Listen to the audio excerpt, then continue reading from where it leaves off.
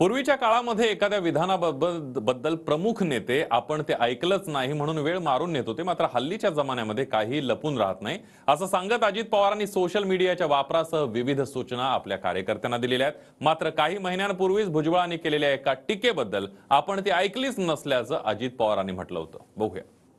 भुजबळांनी जे भाषण केलं त्याच्यावरनं काही नाराजीचा सूर जो आहे तो अनेकांकडून व्यक्त केला जातोय।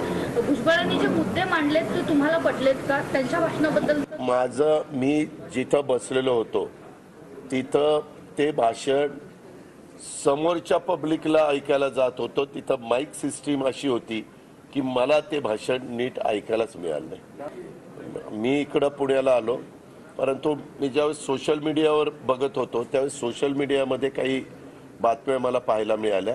पूर्वीचा काळ फार वेगळा होता।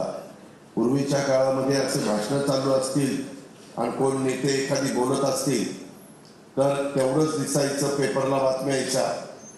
आणि काही काही वेळेस एकेकाळचे मुख्यमंत्री देखील कोणी काही वेगळं वक्तव्य केलं तर सरळ ते मुख्यमंत्री म्हणायचे मी ऐकलंच नाही, माझं लक्षच नव्हतं।